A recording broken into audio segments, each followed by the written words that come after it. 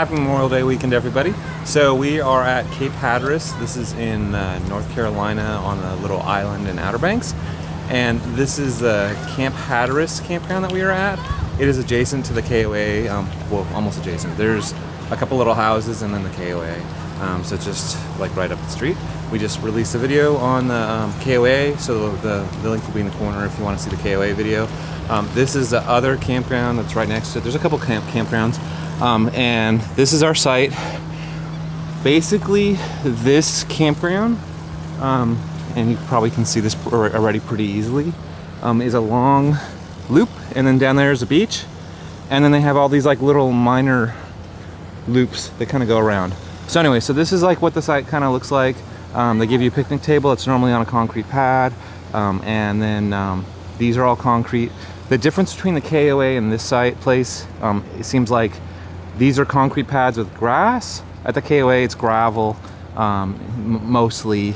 So this is a little bit nicer of a pad. But what you're gonna see is I really like the pool arrangement and amenities kind of better at the KOA than I do over here. So the only real amenity that I like over here better than over there is this concrete pad. And the other thing is the sound side that I talked about in the KOA video is just a big grassy area that's like an overflow parking lot. Over here, it's actually a camping area, and I think I like the sound side better than this side, but it's a little bit farther to get to the beach. So anyway, so the sizes of the sites, right? So there is a Alliance Paradigm that's similar to ours. It's about 41 feet or whatever, and you can see it's over the pad, but the wheels are not over, but and you can see he had to park his dually kind of sideways. So the sites are about probably 40 feet in length. There's an empty one, and then this is our side right here, 166, and you can see I'm actually parked in front of it, but I'm ridiculously close to the kingpin, the pin box and everything, because of the spacing, and then once again we're hanging off the back of the pad also. So that's what the sites kind of look like. I don't think you get to pick sites, honestly. You get to pick like how close you are to the beach, but I don't think you get to pick the exact site per se. And I'm gonna walk over here and like, you kind of see some empty sites. And they actually have a couple empty sites, even though it's a holiday weekend. It's really rare to see empty sites on holiday weekends. But this is what the empty sites look like. And like I said, concrete pad, picnic table, cable, electric, sewer and everything. Pretty spacious. Now, if you're on the edge like us, there's this big kind of grassy space behind the camper. That's kind of interesting, right? If you are in the loop, and I don't think you have any choice. Maybe you can call them and ask them. I'm not really sure. But if you're on the inside of the loop, it looks pretty terrible. I mean, it's not too bad, right? But anyway, so you're backed up against your neighbor, and it's like your regular kind of campground where everything is like all like super tight together, right?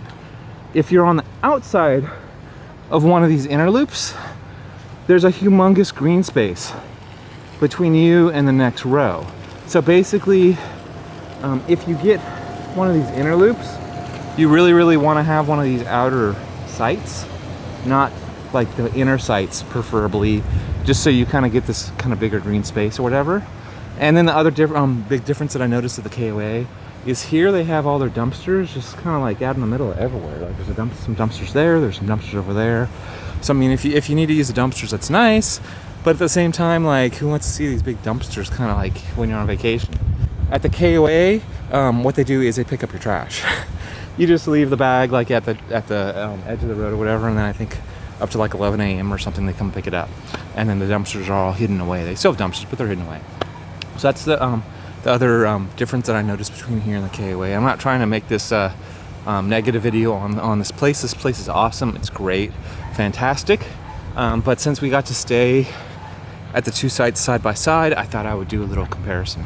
So anyway, so I'm gonna go jump over and run over to the beach, run over to the pool, run over, maybe get you some pictures of some other amenities here, just so you can kind of see this campground and everything. So hopefully this helps you guys out with selecting your campground when you come out to Hatteras at Outer Banks. Hey guys, so I found a couple open sites that I could run into. This is the loop I was talking about, how they have all these little loops kind of go in and out. And this would be the outside of the loop, just so you kind of get an idea. And you can see all this green space between you and them. Like, It's like maybe 40 to 100 feet between the back of your camper and their camper. So the outer loops are really, really nice. And then in comparison, you can see here's the inner loops here. And the inner loops you would be backed up like right against your neighbor. And then like if they're doing like their laundry like they are or whatever, you know, their laundry would be right next to you. So anyway, I wanted to kind of just let you see that. And then, yeah, onward to the beach. All right, guys, so we rode our golf cart up here. They have like golf cart parking and then like regular like truck parking or whatever at the beach. And then they have these ramps. And once again, just like the KOA, since it's Outer Banks, they have the big dune that has grass on it to protect the everything, and then the beach. So you do have to walk up these little walkways, and there's another one kind of way over there. I don't know if they have steps over there or if it's just these ramps, but over here it's these ramps. And what's kind of nice about these ramps is they actually have little like wooden pieces of wood to kind of help out with the traction a little bit.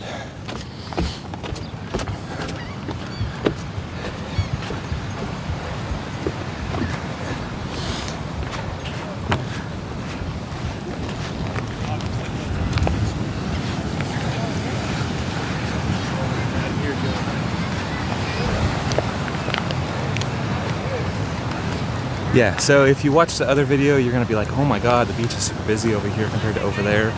Actually, when over there, it's just like right over there. It's not really like that far away. And they do have a rescue squad. They just happen to be driving by. That it seems like they patrol this place every 30 minutes or so. It's like a lifeguard on a side-by-side. So anyway, this is a holiday weekend. This is what it looks like on Memorial Day. If you look at the other video where the beach looked completely empty, that was like on a random Thursday on a non-holiday weekend. So obviously, if you come to the beach on just a regular work day, it's gonna be pretty empty. And if you come on a holiday weekend, it's gonna be kind of crazy. So anyway, so this is Memorial Day weekend. This is actually the Saturday of the weekend, but the video probably won't go up until Memorial Weekend, until actual Monday or Sunday or something. So anyway, so this is our little setup here. And we have our little cabana. The water out there is really, really cold. The waves have kind of died down a little bit, but there are still surfers out there and stuff. And let me show you the pool next. Now that you kind of have seen the pool, the beach setup at this campground. Hey guys, so we're at the pool. It's behind me, back here. Let me show you around a little bit. So this is the entrance to the campground right here. And then this would be the Cape side. And they have all the water sports and a store over here. There's a little restaurant down the road. Hey guys, so we stopped at the Atlantic Coast Cafe in Outer Banks for breakfast. This place is pretty good for breakfast. It's not like super foo-foo, it's just really good food. And the really cool thing is that's the KOA. And then right over here is the other campground, the Camp Hatteras camp resort. So anyway, it's almost walking distance. It's easily biking distance. But if you do want like a breakfast, this is where I would go over like the KOA restaurant. Yeah, really pretty good food. So awesome. They have indoor and outdoor seating also, and they do have a cappuccino machine, so they can make like real espresso drinks. KOA is this building like kind of like right past us. This is a kids pool here. They have an indoor pool over here with a hot tub, and then this is the regular pool. And I'm gonna kind of sneak over here. I don't want to get too much into people's stuff, but this is what the outdoor pool looks like. And one thing kind of interesting is they have these food trucks. So this right here is like ice cream and donuts. I don't know what that is. It doesn't even look open. And there's not really a restaurant here. The KOA has a restaurant, which is kind of nice. But there are like bars up and down. So you can see like... Hey everybody, so I'm on the sound side, wanting to just kind of show it off to you a little bit. So what makes this side so amazing is you have this sound and there's no berm. So on the other side, the ocean side, near the beach where everybody kind of thinks they want to be, there's this big, dune where you can't actually see the ocean. Where out here, you can watch them do the water sports and stuff, and you can camp like right on the water if you get one of these first couple sites. And then if you're down in this direction, you can see the water, but there's a little bit of kind of grass. And yeah, there's a Paradigm, Valor, another Paradigm. I don't know the site numbers. Let me walk over here and see what site number this is, just for reference sakes. This is site 381. Now this kind of area right here, just so you know, that's next to 381, that looks humongous. That's where everybody goes to watch the sunset.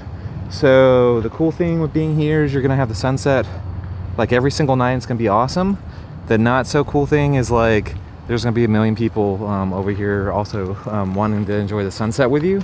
So it just depends on how much you like other people. Then the rest of the sound side is just these little loops, pretty much very similar to the loops on the other side.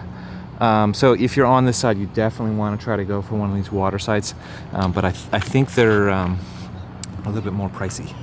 So anyway, hopefully that clears everything up and helps out with you picking your sites out.